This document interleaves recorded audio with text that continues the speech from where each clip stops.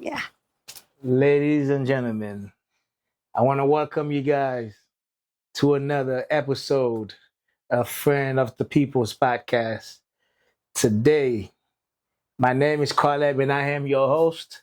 And today we have with us someone who embodies being the true friend of the people, someone who is passionate about helping others, someone who has devoted most of her time outside of work to helping others, whether it's strangers, family, it doesn't matter. Your race, your color, it does not matter. She will stop and help you out. Today, I am so excited for her to be a part of this journey with this podcast.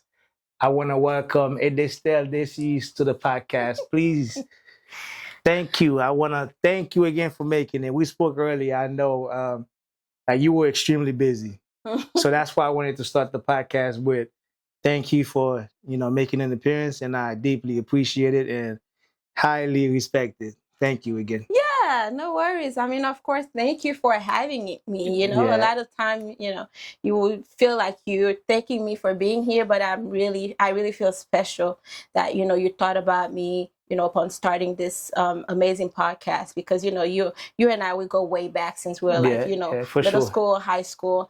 And, and now, 10 plus years later, look at you having your own podcast and telling the people, and you made a platform for me to be able to come and share my story and share a little bit of what I know and Hmm. get the people right on track and seeing how I can share a little bit of my knowledge. So I think that is really impactful in our community. This is Yeah. what we need. We Yeah. need people, when you come here to the US, to really show your talent Hmm. and see how you can help others and how we can push our culture forward. And this is very positive and things like that. I really take them into heart, and I'm really lucky to be here. So no need to thank me. No, I have to thank you because once the idea came to my mind to, create a podcast and have conversations, hopefully like someone out there that's looking for motivation or just someone to look up to, hopefully we can be that for you.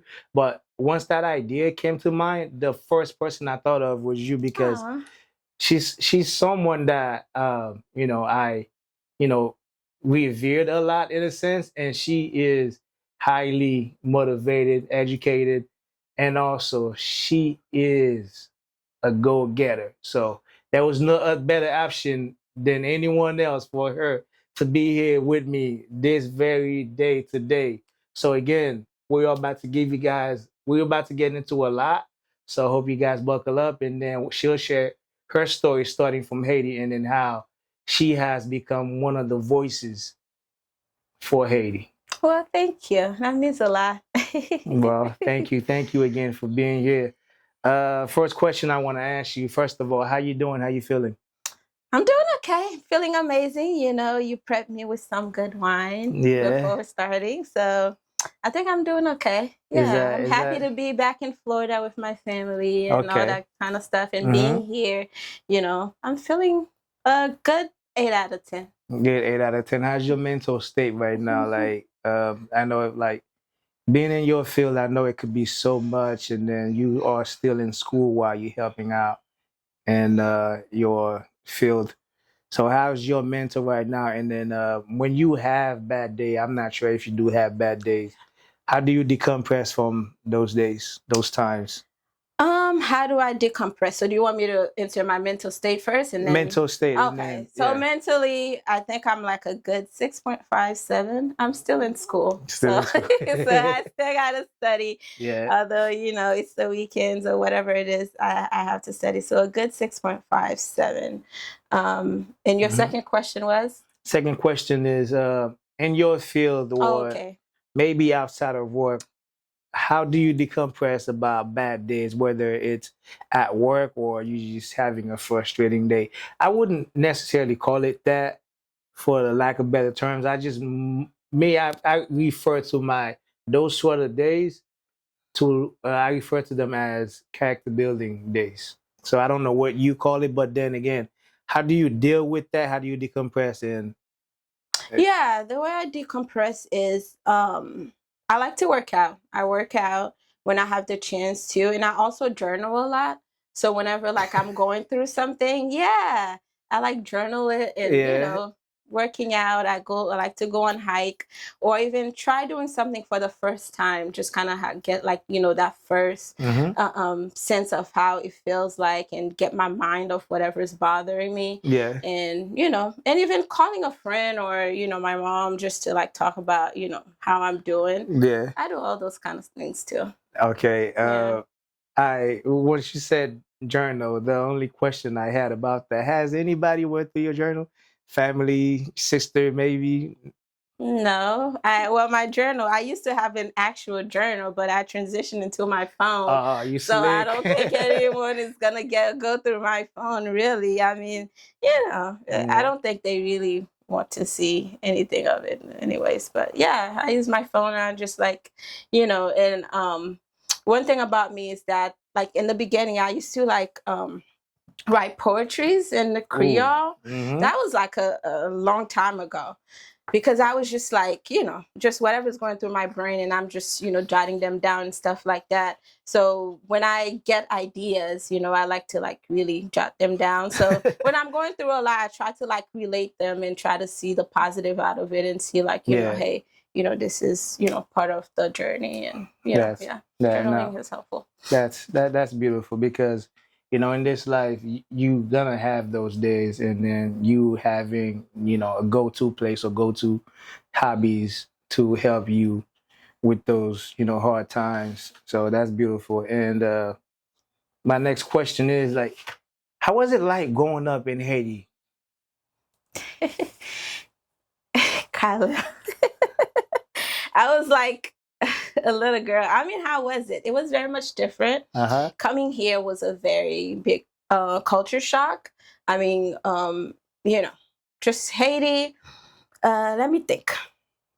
It was my mom, Mm-hmm. my siblings, and uncles and aunt. I mean, growing up in Haiti, I feel like it was okay for me Okay. because my mom, she's a very hard worker, Mm-hmm. and Shout out to mom. yeah, she's a very hard worker. Yeah, She was the type of person, I'm probably gonna go off tangent a little bit, but she was that's the fine. type of person who was like never really home, but she was also making sure that her kids are okay. She was never home really just so we can have a good life. Superwoman. Yeah, and that's why like I feel like a lot of the traits that I have, I Uh-huh. got them from her because she's always like doing multiple things at once and never taking a break, So like she's the type of woman who will like, enroll all of us into tutoring, making sure like we have food to eat in the morning, making sure we get to school, we come back, our homework is done, like so growing up in Haiti, I feel like life was okay. It was just the fact that, my dad wasn't around, so I had that that void, that space in my life. Mm-hmm. But other than that, I felt like everything was okay. Like my uncles who were there, they were very supportive. They like, yeah, they would make sure like we get our things done, like homework. But again, without having a like your actual father there, that's a Yeah. big difference. You know what I Mm-hmm. mean? So, but looking back now, I can see like that him not being there, just kind of like Impacted you in yeah, a sense. impacted me in some ways. Yeah. But yeah, but when I was a little girl, I just thought it was okay, it was It fine. was the norm. Yeah, it was the Yeah. norm. You ever Yeah. got in trouble? Actually, Who I don't disciplined you when you got in trouble? mm, We as Haitians, we would rather our dad whoop us than our moms. Mm-mm. actually I'm not even trying to, sound like You I didn't I get whooped was at I all. was a good girl. Yeah, I really was. I mean, when I was in school in Haiti, like you can even ask my brother who Mm-hmm. you're really close to. Mm-hmm. Like when I don't make A's, I cry. When Wait, you cry when or you don't if make A's? yeah, when I don't make A's, I cry. Or even if I'm not like, the top 3 or top 2 in my class, I Yeah. would cry. So I was really like ambitious little girl. Like I never really wanted to get in trouble. And I just always wanted to, do well in school and just do what I need to do, really. And I See, get great rewards from my mom for being good. So I like just what? thought like, whatever I want, Extra pair of really. shoes.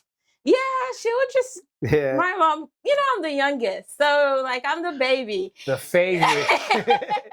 The favorite. Yes, the last one. Yeah, so she Simon, would. always. So she would just basically give me whatever I want, and Damn. How did your siblings take that?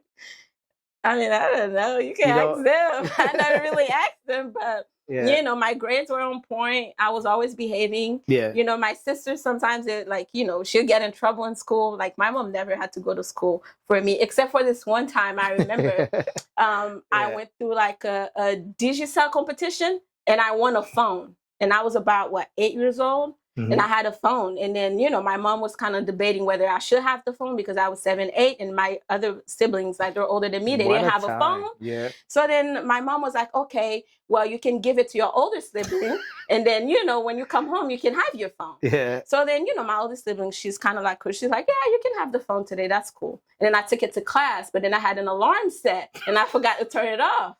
And, it rang in the class. And then the, teacher was like, hey, you suspended or whatever they want to do. And then, she had to call my mom. And then I was like so scared. And I was like, okay, my mom's probably going to whoop me. She's going to do that. And she was like, oh no.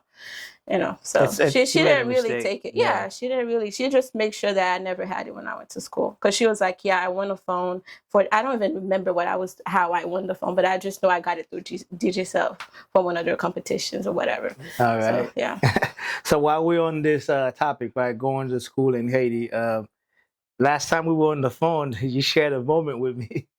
So you were in Haiti in school selling rocks? Oh my gosh. Now you tell the people about that. Oh my gosh. So she today, was selling rocks. Oh my gosh. So today you're just gonna come and just share all the details. Why not? No, well the thing is, because like I was such a competitive girl, and like my other friends, they'll be like, how come you're making, in Haiti they don't use A and B, they use like, Y 8, 9, 10 to compare you to other students, right? I remember. So so like they would be like, how come you're doing so well? How come you're doing this? And then I'll be like, yeah, I have a special rock. And it would just be some random rock I take from the street. And I'll be like, if you give me, money for it. And I was just hustling my way around. How old were you at that time? Probably like 7 or 8. 7. I came here, I was 9 years old. So I was 7, you're hustling your friends or classmates. And although I probably didn't really need tutoring, but my mom, the type of person she is, all of her kids are enrolled in tutoring. And even during the summertime, you get a little bit of free time, but after that free time's over, you start prepping for upcoming class. You don't sit at home. So that's why, yeah. So you made the transition from Haiti to here. Mm-hmm. What was the culture shock? Like, did you have any questions for your parents before you came here? Because I remember the first question I had for my mom, like me being the dumbass that I was, right, was like I wasn't familiar with, like I thought Haiti was it, like that's it. There was nothing else out there. Being a kid, so the first question I asked was, "Who's gonna wash our clothes?" Oh. Not knowing that they have machines here for that, they have laundries here for that. So that was the first question. Like, what was the shocker for you when you came here? I think I was more so curious of like getting to know my dad because he left when I was 3 years old. Okay. And I've talked to him on the phone. I saw pictures. Yeah, cassette. I never really got like a hug. I never came home to like, oh, my dad is here. I remember like vividly one time I came home crying to my mom and she was like, why are you crying? I was just like, other kids are talking about their dad and I never get to see my dad. And then she called my dad and then we talked. So I think although I was curious about a lot of things, like, I was just like, okay, would it be hard for me to learn English? Would I have new friends? Would I do this? Would I do that? Yeah. But I think out of all of it, it was really meeting my dad. That was like the core for me because it was like when you leave someone at 3 years old, like, you don't really have a connection. You don't really know them. Yeah. Although like, you have a dad and you're coming to meet them. So I was more excited to come meet my dad. I think that's what it was.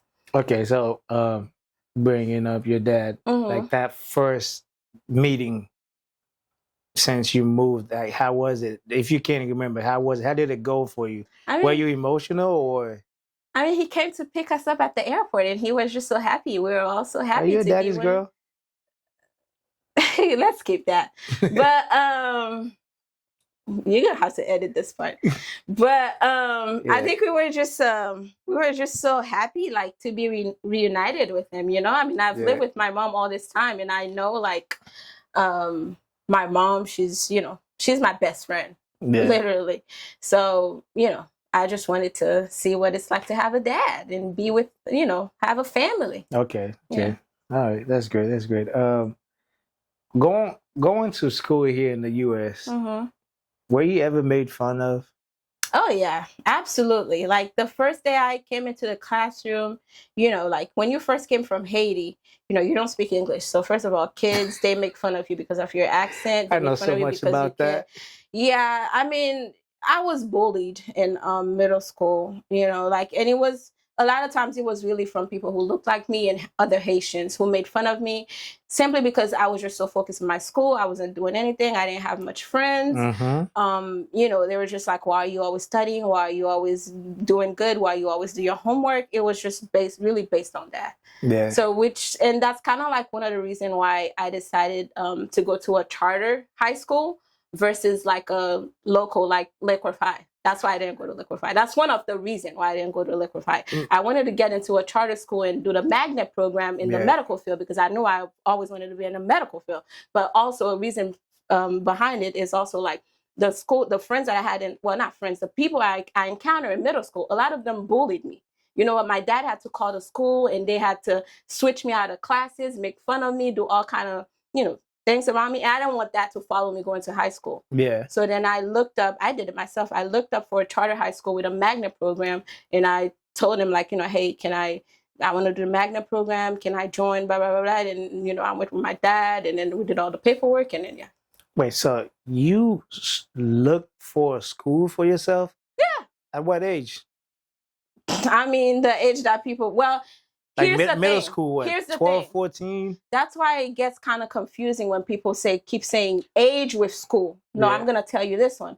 Because, you know, in Haiti, you start school at 3 years old. Yeah, 3. If you're born before August or September. If you're born after August and September, you start with 2 years old, 2 years and a half. Yeah. So when I went to school, I wasn't 3 yet.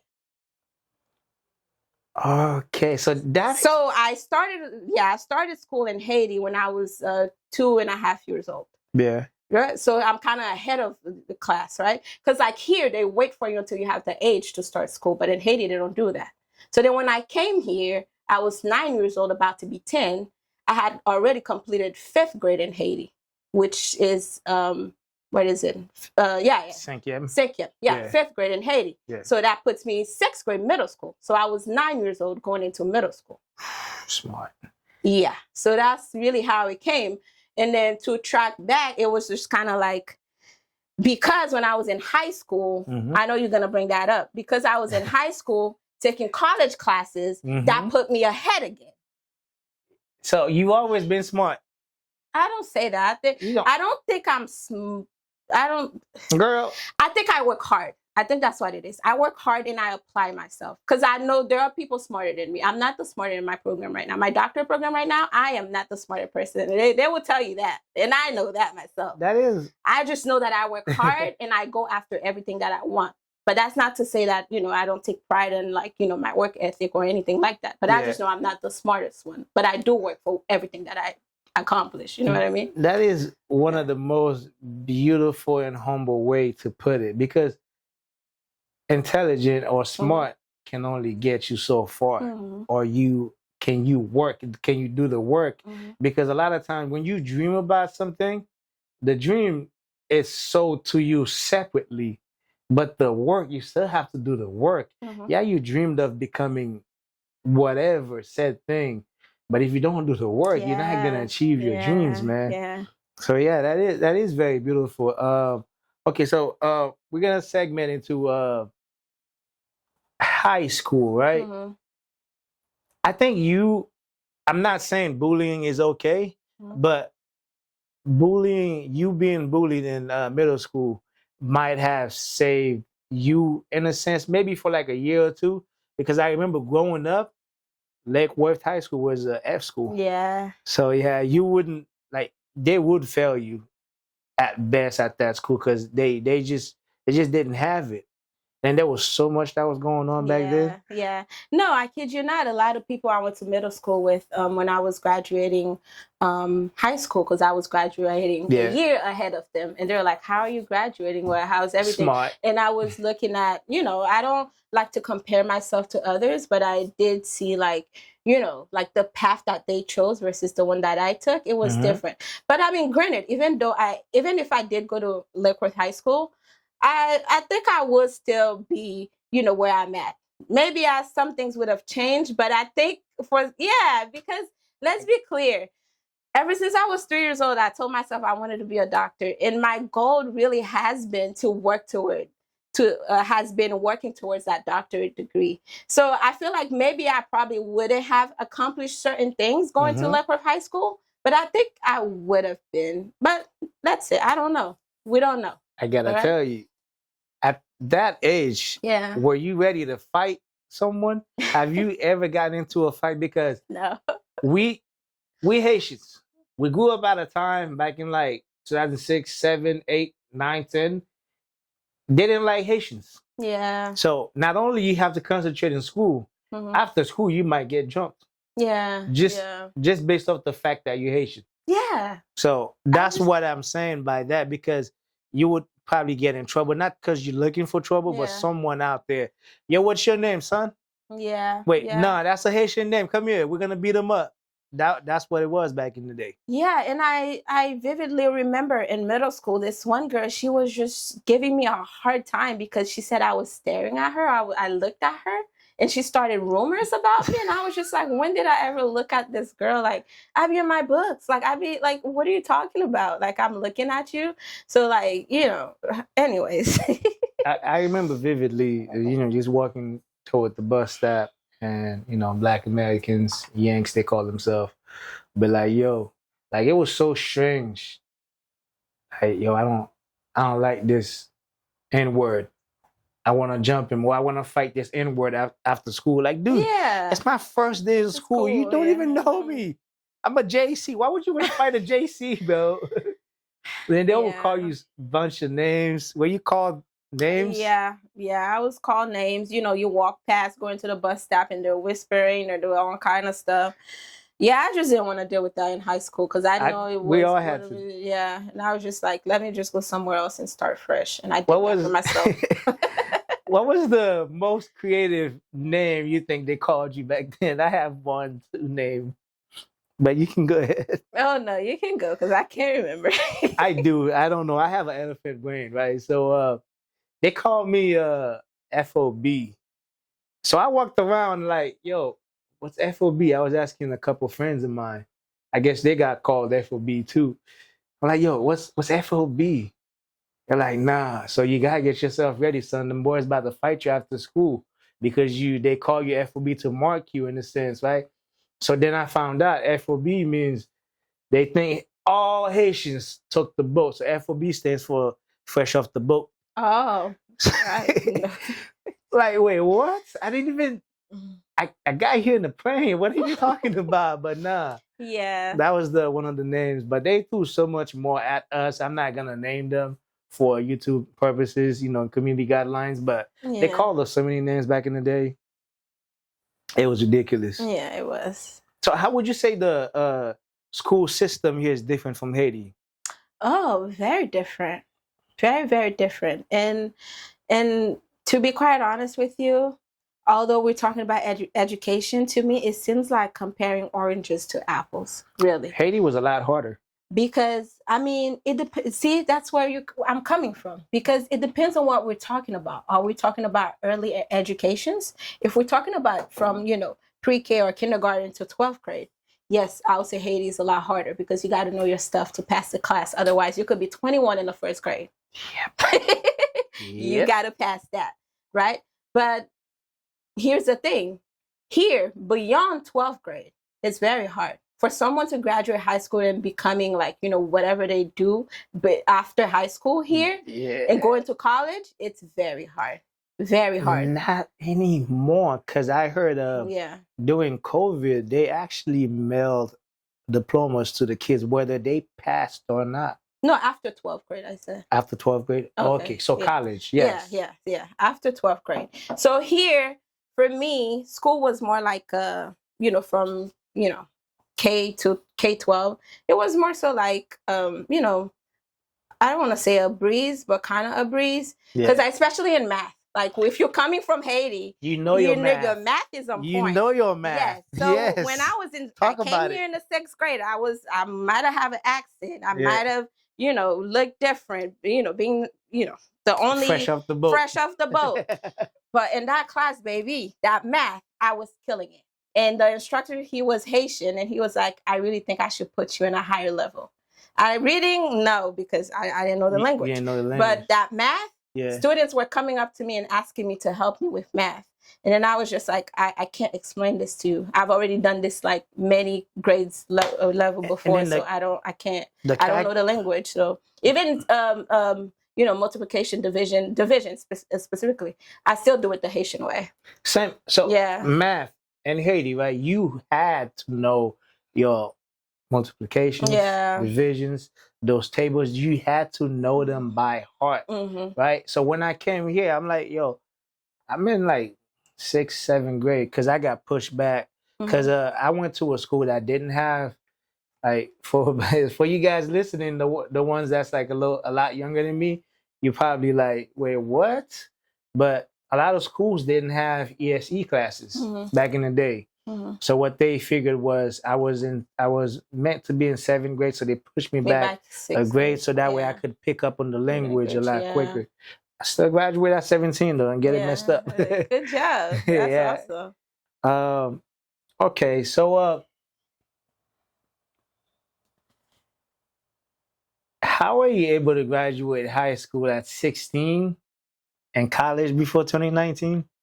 Did I get that right? You're looking at me. I graduated high school at 16. Yeah, that was May. Yeah.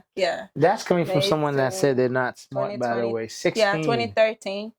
How was I able to do that? I mean, I kind of did explain it to you earlier. So, yes. So with being the age difference, they didn't put me a year back because I already did that class in Haiti, and my mom, she brought my report cards, and they were all straight A's.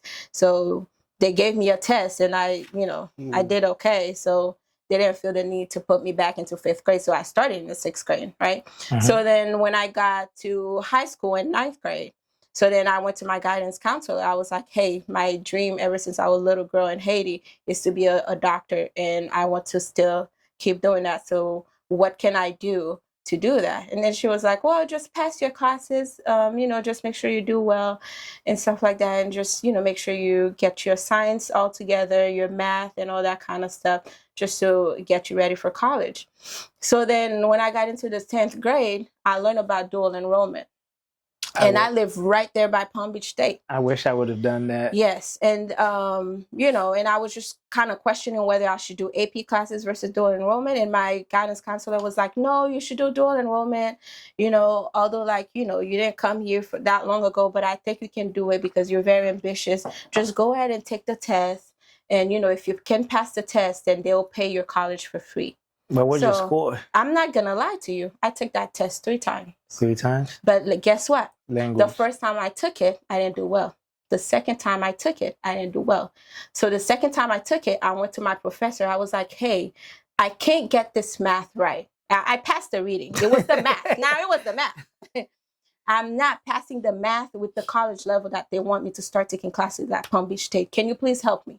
So after high school classes, she stayed with me for an hour or 2. So which is why every time I say the person that I am today, it's really a lot of people who poured into me. Because like that professor, that teacher, that math teacher, Miss Garcia, I remember her name. Yes. She didn't have to stay with me 2 hours after school without getting paid to teach me things that would get me to a higher level. But she chose to do it. Shout out to Miss Garcia. And shout out to Miss Garcia. And I applied myself as well to be like, hey, this is what I want. So then she started tutoring me. And then, we worked on my weaknesses. And the next time I went to the exam, I killed it. So then I was like, okay, what's next? Did you buy her flowers? Come on. But I mean, now that you mention it, like that's something I'll try to find her on Facebook and connect with her. That's really key. Yeah, Miss Garcia, if you're out there, I know you are. We want to thank you for being a true friend of the people. Yeah. So she really helped me to pass that test to get enrolled in dual enrollment. So now when I started taking dual enrollment, I was taking college level English classes, so ENC 1101, ENC 1102. Oh, I remember those without classes. even taking like English 3 and 4. And then I was taking like college algebra. I was taking trig. I was taking classes that kind of like leads towards me getting my bachelor's. Yeah. So then because I was taking all those college classes, it makes no sense for me to pass the ENC 1101 and for the school next semester to put me in English 3 because ENC 1101 is a higher course than English 3 and English 4. So then they withdraw me from all those classes. So by the time I got to 11th grade, I didn't have any classes left to take because I already took the classes in college, which are higher level than high school. Yeah. So then they're like, we don't have anything for you to do. If you're going to graduate, you can graduate, or you can stay here and just come to class and just, relax. And I'm like, why am I wasting my time? Just graduate me. So then I ended up graduating valedictorian of my class. And, wait, say that again. You're not just going to skip past that. Then, say it again. And then say it again. Say it again, please. She's just going to skip through that like, it's normal. It is not normal. But it's doable. It is doable. But then I barely had any English at that time. Yeah, but the goal the goal here today is to celebrate you for the things that you have accomplished. Okay. If you look at that balloon ahead, it says thank you. Okay. Thank you for being here. And thank you for being the woman you always been. Okay. But also, you are very intelligent. Thank you. Accept that. Thank you. Claim that. Okay. And also speak more on that. Okay, I will. Yeah. But yeah, so then because of all that, my GPA was very good, and they put my college GPA with my high school GPA, and here I am. I'm a student. Listen, I was out here. Yeah, I always make sure I did honor rolls. Like when I was in middle school and high school, I used to get free pizzas, and I remember the session.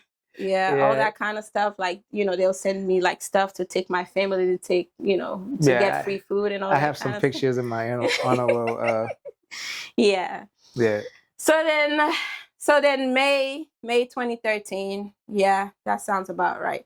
I was about 16 years old, and I was, 17 in November. So that's not a big difference, really. Yeah.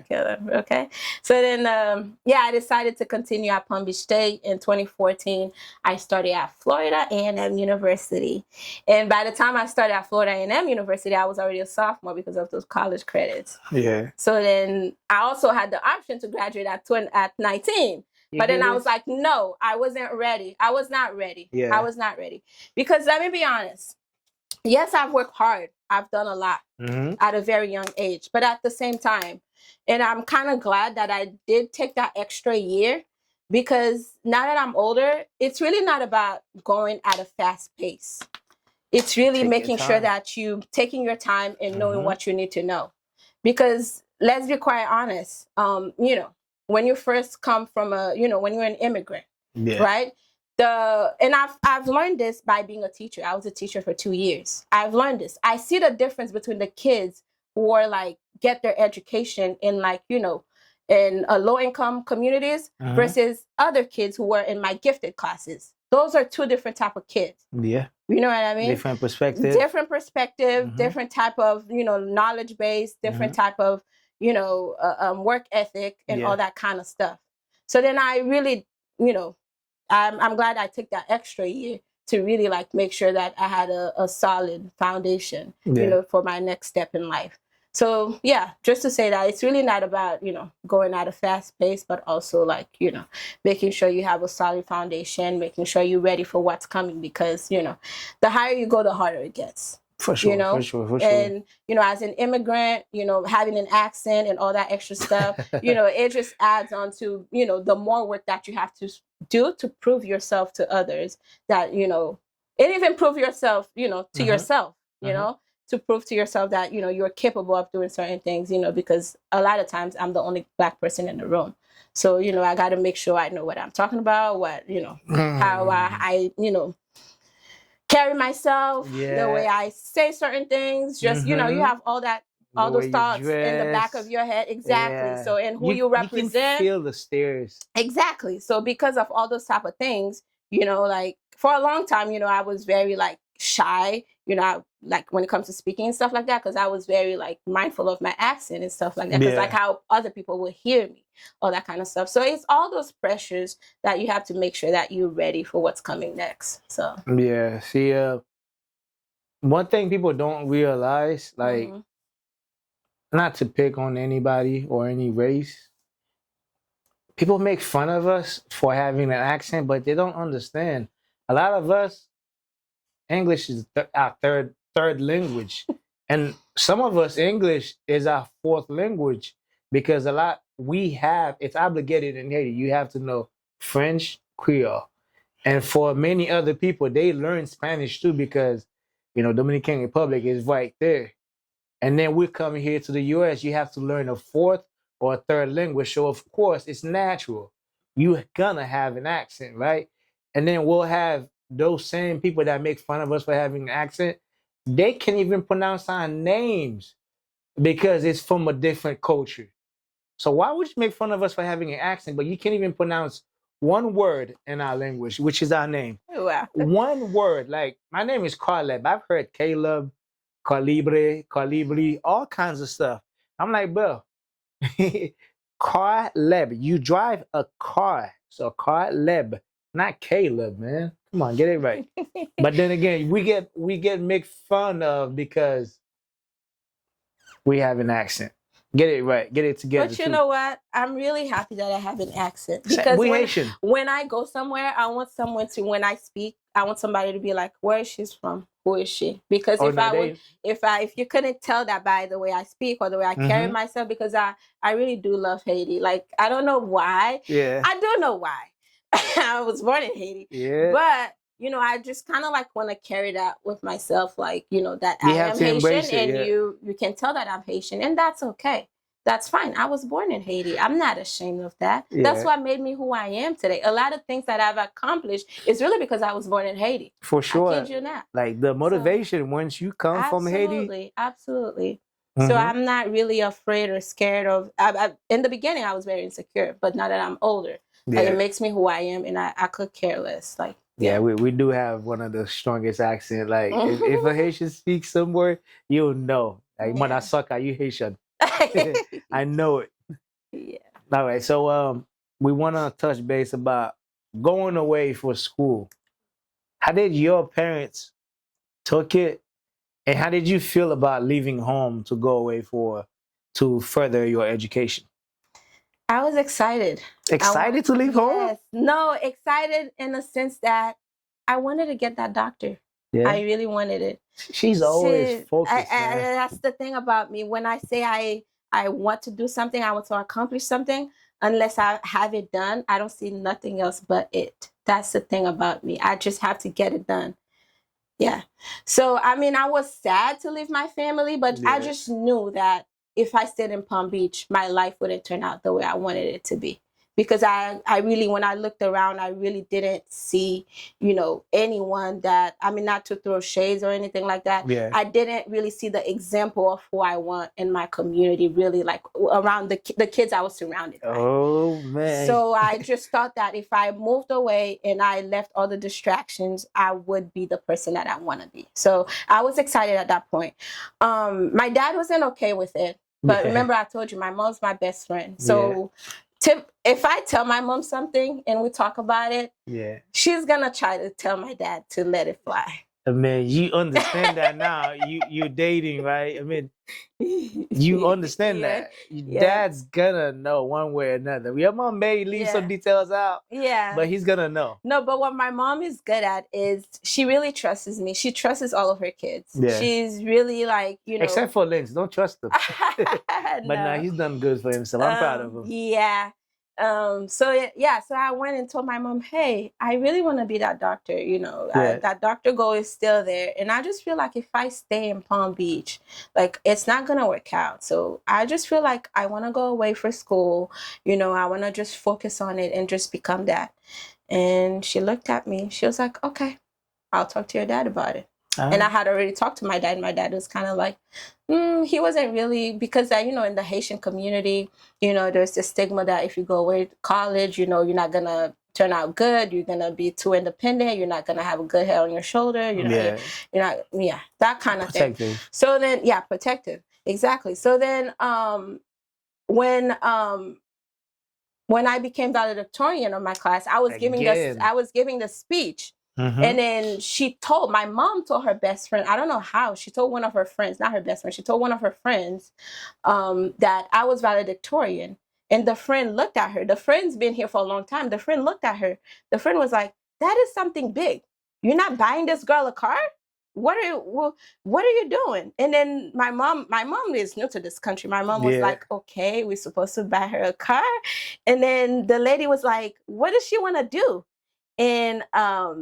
And then my mom was like, she wants to go away for school, for college, and my husband is not okay with it. The lady was like, no. If she's telling you she has to go away to college to do something, please let her go. Please do not do that. I promise you, please let her go.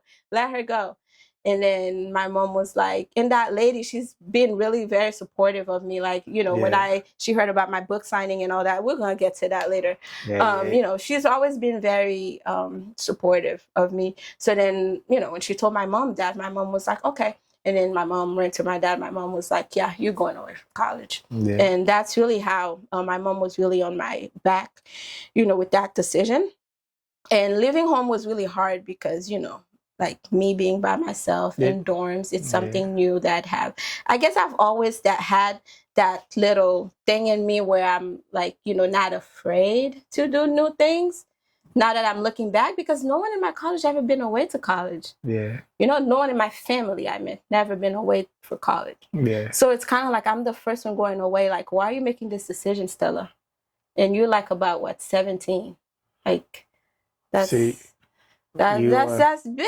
So then, and then my dad accepted the decision, like I said, and then, it was come to packing my stuff, and I'm like, hey, yeah, I'm ready to go. I'm ready to do something that will lead me to that doctor, Stella. Yeah. Who went with you on your first visit?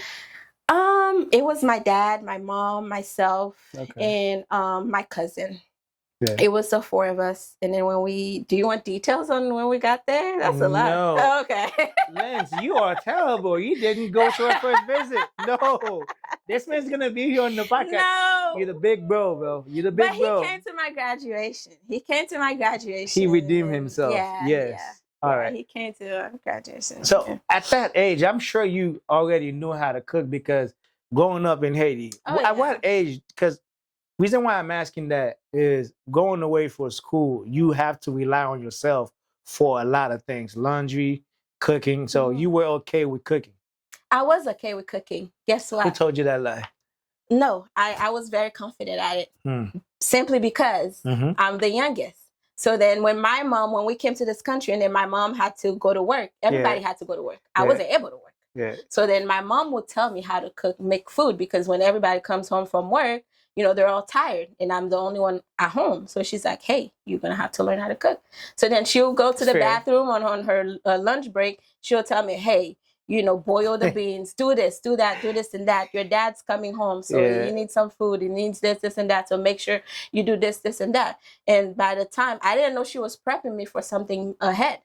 So then by the time it was time for me to go to college, I know how to make all the Haitian food and all that kind of stuff. But the thing is, cooking is art, So it is. You add even my mom, she will tell you right now, like, I'm a better cook than her. Like, it's really art in finding, like, what you like, what you want to add. Like, Haitians, they like to, the reason why I said that is because Haitians, they like to stick to one thing and keep it. But me, like, I add twists into it. Like, it doesn't have to be. So that's why I'm going to change that. Yeah, that's why I like, whatever my mom taught me, like, I kind of like change it a little bit to make it, add a little more flavor to it. There you go. Yeah. We got that. So part of the thing, too, is like, I've seen kids grown up boys and girls, like young adults, 30 something years old and don't know how to cook. Man, growing up in Haiti, if you were a little girl, you were six cooking in your timamit, bro. Yeah. I remember that because I have a big sister. Mm-hmm. She used to cook for us, and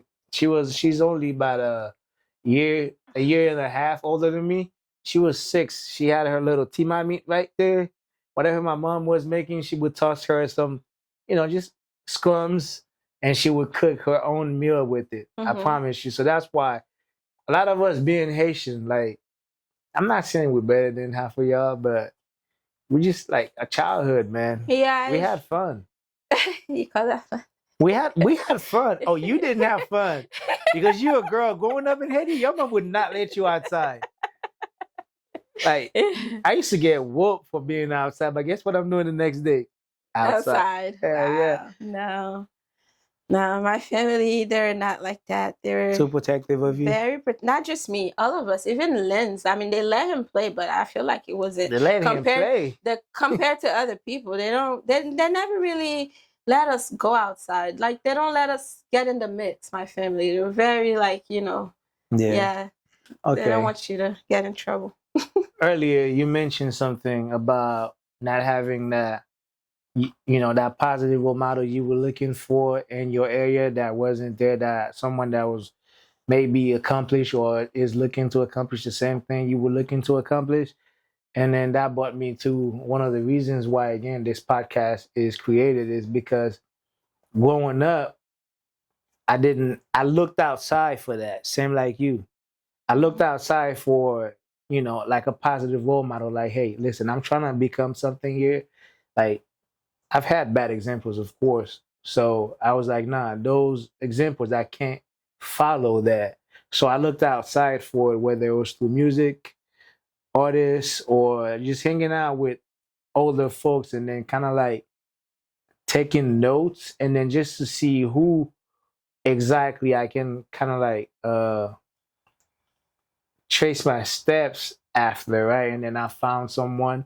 And then this is one of the reason again the podcast is created. So it's for whoever that's out there that's looking for that.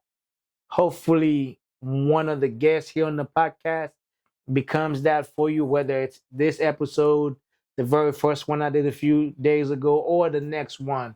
Hopefully, this podcast here can, impact your life in a positive way because I am big on that. Basically, I'm just trying to give the world what I didn't have as a kid or as a teenager that's looking for someone out there to make an impact in my life. So that's what I'm doing this podcast for. And then hopefully, and I know you have already, you are being that person for a lot of other people. I know in the works that you've done outside of your school and work schedule. I just want to say thank you for being that for other people. And if you have not been told already, we appreciate it because Thank you. I didn't have that person at all. But for you to be that person at such a lot younger than me. No, I'm not. Yeah, you are. Okay, whatever. Yeah, you are. And you are being that to like the younger generation. So again, you have an interesting quote online Mm-hmm. that says, dream it, believe it, build it, and you can achieve it. Yeah, that's really what's been getting me to where I am today. Yeah. It was like I said, I've been saying it since the beginning of this. I had this dream, and and I've met certain obstacles throughout life, and they kind of shaped me to be a better person. They kind of redirect me into certain things that I'm really passionate about. A lot of times, I don't want this to feel like it's all accomplishments. I've failed. I failed. We're gonna get into Yes, that. I have failed Yeah. multiple times. And it was during the times that I've failed that I figure out what I'm truly passionate about, what I really want to get into. So it's just all these different, ways that life is pulling me that's really like, dream it, believe it, and achieve it, because I just feel like we're in a country with a lot of opportunity. Yeah. I didn't have anything. Like when I first came here, we didn't really have much. Just going to Payless shoes. Yeah. and being growing on food stamps and all the public assistance and all that kind of stuff, low income area and stuff like that. But there was something in me that says, like, you have to go and get it. And that's what I did. And I just feel like if you put your mind into it and you just go get it, you'll get something back. Because this country just gives you the opportunity to do just that. Because I remember when I first came to this country, my dad said something, the sky is the limit. And when I did my speech, at my valedictorian speech, I did say it. And it plays in my head all the time. The sky is truly the limit. Because let me kind of break it down real fast. I know you want to get to the next thing. You come to a country that after you're done with college, I mean, I'm not saying the school is, what everyone should follow. But I know a lot of friends who follow the education route, and all of them right now, they're doing pretty well in life. Yeah. You're in a country where if you want to, get this money, borrow a loan to, get a whatever degree that you want to, make you six figures, whatever you want to do, you're able to do that. Yeah. Haiti, if you don't have money to go to school, guess what? You just don't go. Yeah, even if you graduate sometimes. You don't even do like pre-K to 12th grade. Like some people, illiterate, never been to school, don't even know how to read, don't even know how to write. It's no kidding, just because they don't have money. Whereas in this country, whether you have money or not, you're able to get from pre-K to 12th grade or K to 12th grade for free. That's a blessing. So whatever route you choose, whether it's education or whether it's trade school, whether it's perfecting your craft, if you just believe it, you will achieve it. That's it. For sure, for sure. That's like one of the saddest things I've seen. Every time I do come across it or come across someone that I, went to school with, especially my Haitians, man. Yo, we are in a country that has so much to offer. And here you are not taking advantage of it. Like, if you need that extra motivation, dog, just go back to Haiti, man. Go back to Haiti for at least 2 to 3 weeks. See how people are living. So that way you can get your act together. So that way you also understand, like, yo, there's so much here that I could do. Like, it did that for me when I went back to Haiti back in 2020. I'm not saying I was, too content with where I was. But then again, I felt like I got comfortable in a sense. I was still striving to do other things and put myself in better situations. But I felt like I got a little comfortable. Then I went to Haiti, man. I saw things that, people here never see. Those things will also motivate you in a way that I can't even explain, man. Like, it brought the swagger, the motivation back for me. I was consistent with everything that I was doing. Man, just take a trip back to Haiti and then realize that we have so much more opportunity here. But then for you, you had your mom's and dad's support. That is beautiful. And I want to give them a shout out for that. Because I don't think you ever imagined you probably couldn't do it without their support and love. Yeah, no, I totally agree. I mean, even driving, when I came with the idea of going away to college, if it wasn't for them driving me there, it would have been 10 times harder for me to get on a bus and drive take myself up there, like. All right. So you graduated with your bachelor at the age of 22. How did you feel? Bachelor's? No, I was 20. 20? I was 20. You see what I'm saying? And she's sitting here like, you know what? It's nothing. Well, a bachelor degree at 20. High school at 16. Okay. Associate at what? 18? I didn't get my AA, actually. I didn't get my associates. I just went transferred straight. To my bachelor's. Yeah. Here we go again. She's downplaying it.